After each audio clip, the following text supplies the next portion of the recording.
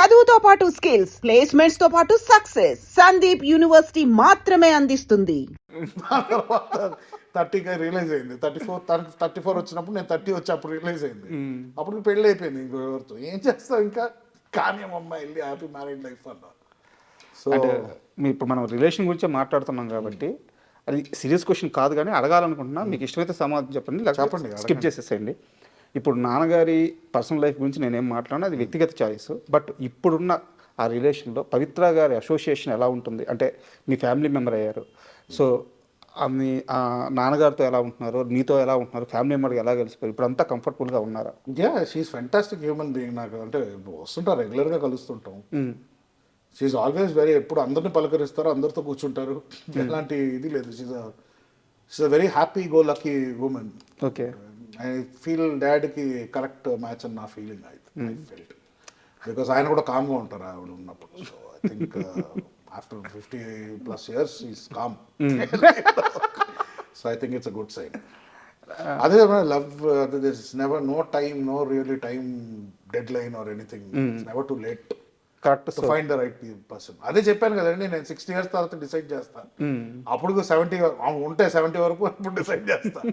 అప్పటి వరకు నాకు ఎవరు రైట్ అని నేను డిసైడ్ చేయను. So yeah. అండ్ పవిత్ర గారు లాస్ట్ అంటే కృష్ణ గారిని కూడా కలిశారు, కృష్ణ గారి ఆమోదం కూడా ఉందని చెప్పి నరేష్ గారు చాలాసార్లు చెప్పారు అనమాట. సో వాళ్ళిద్దరి ఆ మూమెంట్ ఎలా జరిగింది? నేను లేనండి. బట్ వన్ థింగ్ ఏంటంటే, నిర్మల గారు కానీ కృష్ణ గారు కానీ ఈ డాడీ ఏమి డెసిషన్ తీసుకున్నా చాలా వరకు సపోర్ట్ చేసేవారు. బికాస్ వాళ్ళు చాలా కష్టాలు చూసి వచ్చిన వాళ్ళు. సో ఒకటి అర్థం చేసుకోవాలంటే, మనిషి లైఫ్లో అన్ని పర్ఫెక్ట్గా జరగదు.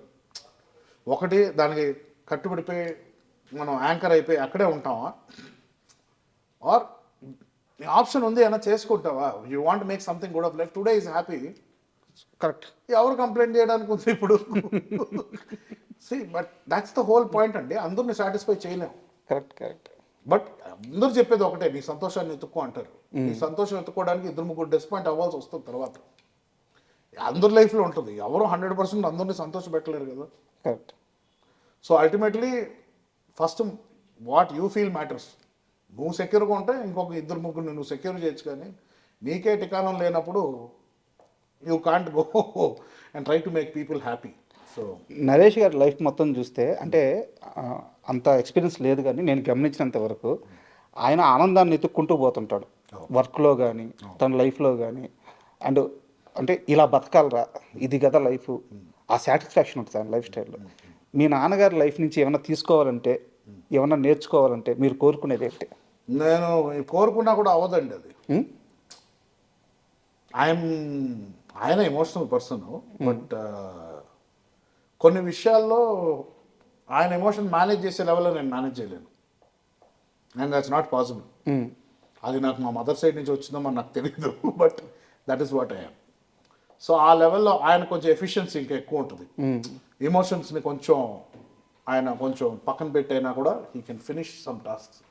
బట్ నాకు కొంచెం, నేను ఎమోషనల్ పర్సన్ని నేను.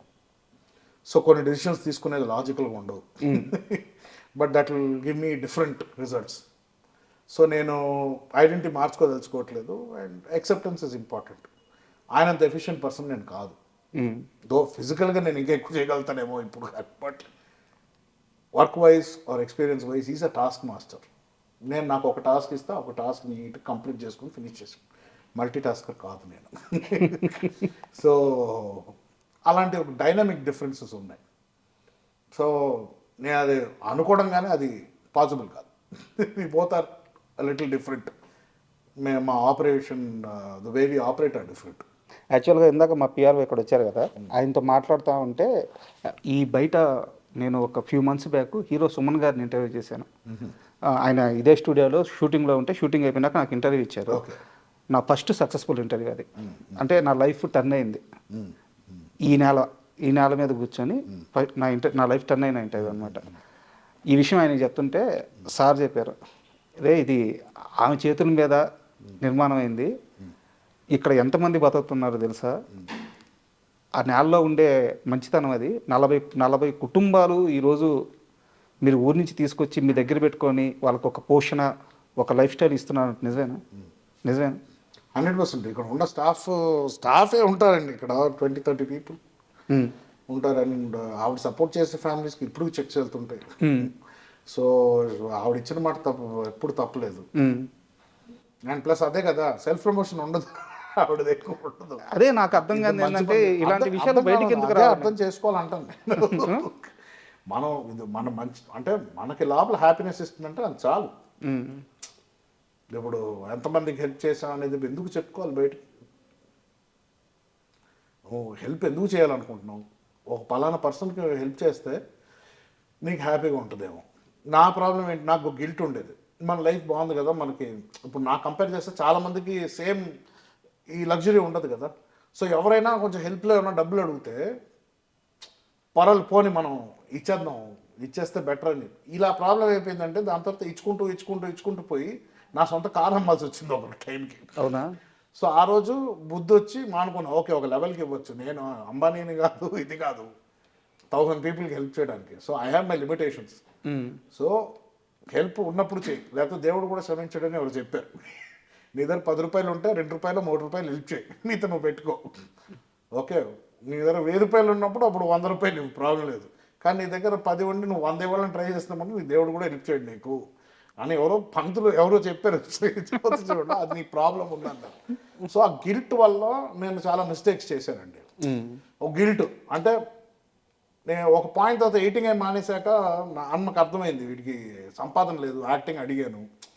సో ఎంతో డబ్బులు పాకెట్ మనీ ఇవ్వాలి కదా, అది ఈరోజు వస్తుంది. ఇప్పుడు ఐ డోంట్ హ్యావ్, ఇప్పుడు కొన్ని నేను వరీ అవ్వాల్సిన అవసరం లేదు.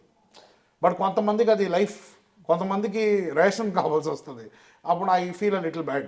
కాదు, నాకు డౌట్, ఎందుకు మీరు ఈ ఆస్తిని మీరు స్వతహాగా సంపాదించుకునే డబ్బుని వేరువేరుగా చూస్తారు? చాలా ఇంటర్వ్యూలో చెప్పారు మీరు ఇదే విషయము. అంటే దాంట్లో ఏముందండి చెప్పడానికి? దీనికి వారసుడు మీదే కదా. వారసుడు కొన్ని వేల కోట్ల రూపాయలు ఎక్కడ పడితే అక్కడ ఆస్తులు. నా ప్రకారం వారసుడు అంటే ఈజ్ అ గేట్ కీపర్. సంపాదించి పోగొట్టకుండా చూసుకోవాలి. నేను ఈ ఎగ్జాంపుల్ నేను అంత క్లియర్ కట్ గా చెప్పాను కదా. నేను సంపాదించిన డబ్బులు నాకు ఎలా తెలుసు ఎలా వాడాలో చెప్పాను కదా. ఇప్పుడు నాకు 21 years నాకు 10,000 వస్తే వెళ్ళి స్టార్ అవుట్లో తగలబెట్టాను. ఈరోజు 10,000 వస్తే ఇంకో 2-3 గురించి ఆలోచిస్తాను నేను. మనకి ఏముంది, ఇప్పుడు కొంచెం సేవ్ చేద్దామా, రేపటికి ఏమైనా కావాలా, అది. So difference. సో ఒక ఏజ్, ఒక ఎక్స్పీరియన్స్ కావాలి. అంతవరకు నేను సంపాదించిన డబ్బులు నా డబ్బులు కాదు. ఇప్పుడు నాన్న నాకు ఇచ్చే పాకెట్ మనీ నాకు ఎంత బాధాకరంగా ఉంటుందంటే చూడు, ఆ గిల్ట్కే కొంచెం చారిటీలు ఎక్కువ అయిపోయింది మధ్యలో. దీంతో వాడుకున్నారు చాలా మంది. ఎలా సార్ పాకెట్ మనీ అంటే, ఆ రోజు నా మాట ప్రకారం యాక్టర్గా వెళ్ళాడు కాబట్టి వీడికి ఒక మెయింటెనెన్స్ చేయాలి, ఇవన్నీ చేయాలి కదా. బట్ ఏ నెలకి ఆ నెలకి ఇవ్వడం కాకుండా దానికి ఒక ప్రాసెస్ నెలకి ఇంత అమౌంట్ వచ్చేటట్టు సెట్ చేశారు. అంతే. చాలా దూరం వెళ్ళి ఆలోచించారు. అంటే ఐ థింక్ దానివల్లే నేను కొంచెం మెంటలీ కూడా లేజీ అయ్యాను నా ఫీలింగ్. కోవిడ్ తర్వాత చాలా ఎఫెక్ట్ అయ్యాను అఫ్కోర్స్ లాస్ట్ తర్వాత. బట్ అదే నాకు రేపు మాపు నాకు ఫుడ్ ఉండదు అని ఆలోచిస్తే అంత టైం ఉండేది కాదు నాకు ప్రాసెస్ చేయడానికి. ఐ షుడ్ హ్యావ్ వెంటనే వెళ్ళి ఇంకో ఎడిటింగ్ ఏదో ఒకటి తీసుకొని ఏదో ఒకటి స్టార్ట్ చేసేవాడు. బట్ నాకు ఆ లగ్జరీ వచ్చింది. ఆ లగ్జరీ గిల్ట్గా మారింది మళ్ళీ. పనికిరావు నువ్వు, హ్యాపీ ఎన్ని రోజులు ఇంకా అదే పాకెట్ మనీ. మీకు అభ్యంతరం లేకపోతే ఆ అమౌంట్ చెప్తారా, నెలకి ఎంత వస్తుందో? ఏది అండి 3 to 4 or something becomes 3-4 lakhs. Yeah, crores కాదు, lakhs. బట్ దాంట్లో నాది EMIs. I don't want to say everything. నాకు మళ్ళీ ఇదే డౌట్, మీకు ఈఎంఐ లేదు, మీరు ఇంత పెద్ద సామ్రాజ్యానికి వారసులు. That is the principle. Every time you take anything, ఏదైనా తీసుకున్నా లోన్స్ తీసుకో, banks are there, will give you. Tax కరెక్ట్గా, సిబిల్ బాగుంటుంది, రేపు ఒక ప్రాసెస్ అంటూ బాగుంటుంది. ఫైనాన్షియల్ ప్రాసెస్ అనేది ఉండాలి. So don't step outside the system. మీ కొంచెం గ్రౌండెడ్ ఉంటే రేపు మనకి వెన్ మనకి రేపు మాపో we need help from the banks. ఏదైనా చేయాలనుకుంటుంటే, if I want start a venture, develop relationship with the banks. ఉన్న డబ్బులను అలా తగలబెట్టేసుకుంటే ఎలాగా? Rotation is important. That is any smart parent would do that. Savings, rotation, EMIs, CIBIL is very important in life. So అది 100% ఒక procedure అండి. ఇప్పటికీ finance అంటే నాకు కొంచెం ఐఎమ్ మోర్ క్రియేటివ్ పర్సన్, నేను అటు సైడ్ ఉంటాను. కానీ ఫైనాన్షియల్ వచ్చేసరికి నాకు చాలామంది అడ్వైసెస్ కావాలంటే తెలిసి ఫ్రెండ్స్ కానీ I take every once advice ఏం చేయాలి, ఎందుకంటే నాకు అంత ఐడియా లేదు. బట్ ఇంత ఆస్తిలో సగం పర్సెంట్ వీళ్ళమ్మ మీ పేరు మీదే ఉందంట కదా. ఉండనేమండి ఉంటే రేపు అది ఆ టైం వచ్చి నేను మేనేజ్ చేయాల్సి వస్తే నేను మేనేజర్ దానికి, I'm not the owner, I'm always the servant of Vijay Krishna movies అని నేను ఫీల్ అవుతాను. 2000 కోట్ల వీళ్ళమ్మ ఉంది మీ పేరు మీద. నాకు తెలియదు అండి, నిజంగా తెలియదు. తెలుసుకోలేదా? నాన్న అడగలేదు. ఎందుకు తెలుసుకోవాలి? నాన్న అడగలేదా? ఎందుకు? నేను అది వాడినప్పుడు నాకు ఎందుకు? వాళ్ళు సంపాదించిన వాళ్ళు అది జాగ్రత్త చేయడం మన పని అంతే. నాకు ఒక విషయంలో మీ మీద రెస్పెక్ట్ చాలా పెరిగింది. అంటే మామూలుగానే మీ కష్టం నాకు అర్థమైంది. ఎడిటర్గా ఆల్రెడీ కొంత అచీవ్ చేసిన కుటుంబం నుంచి ఒక జల్సా చేయాల్సిన వయసు ఉంది, డబ్బు ఉంది, అంత ఉన్నా సరే మీరు కష్టపడిన తత్వం అంతా చూసిన తర్వాత నాకు మీ మీద రెస్పెక్ట్ పెరిగింది. దానికంటే కూడా మీరు వేరే ఇంటర్వ్యూలో ఒక మాట అన్నారు, నాన్నగారికి పుట్టిన వేరే బిడ్డలు కూడా నా తమ్ముళ్ళే, మేము బ్రదర్సే, వాళ్ళ కేరింగ్ కూడా తీసుకోవాల్సిన సమయం వస్తే నాదే, మేము ముగ్గురం చాలా బాగుంటాము అని చెప్పేసి ఒక మాట. మీ పేరు నాకు 100% రెస్పెక్ట్ పెరిగింది. సో నేను చూసుకున్నప్పుడు మీరు రెస్పెక్ట్ చేయండి. ఆ సిచ్యువేషన్ వచ్చి నేను చూసుకున్నానంటే వాళ్ళని సరిగ్గా అప్పుడు చెప్పండి. అప్పటి వరకు నేను మాటే చెప్పాను, మాట ఇచ్చా, కానీ నేను ఇప్పటి వరకు అది ప్రూవ్ చేయలేదు. ఆ సిచ్యువేషన్ వచ్చినప్పుడు when I succeed in that then you tell me I respect you. But మీరు ముగ్గురు బ్రదర్స్ కదా, కలుస్తుంటారా మీరు ముగ్గురు? Talk on the phone. Mostly second బ్రదర్తో ఎక్కువ కాంటాక్ట్లో ఉంటాను. ఓకే. చెన్నైలో ఉంటాడు. వాళ్ళ రిలేషన్ నాన్నగారితో ఎట్లుంటుంది? బాగానే ఉంటుందండి. ఇది టాక్ రెగ్యులర్లీ. ఆయన నాకన్నా ఎక్కువ డాడ్తోనే మాట్లాడతాడు. వీకెండ్ ఒక రోజు ఫోన్ చేస్తాడు నాకు, సండే ఒక రోజు నాతో మాట్లాడాలి. సో ఒకవేళ మిస్ అవుతే వీక్ డేలో ఒక రోజు కాంపన్సేట్ చేస్తాం. సో అలా మెయింటైన్ రిలేషన్. ఈ loves me a lot, I love him. నాకు అంటే వాడితో చిన్నప్పటి నుంచి పెరిగాను కదా నేను ఐ వాజ్ 10th స్టాండర్డ్, నేను 7th 8th ఉన్నప్పుడు పుట్టాడు. సో ఆల్మోస్ట్ కలిసే పెరిగాం. అది ఆల కొడుకు స్టెప్ బ్రదర్ ఇవంతా అది రాదు కదా, కలిసి పెరిగినప్పుడు ఆ బంధమే. ఏజ్ని ఎలా చూస్తాను అంతే కదా.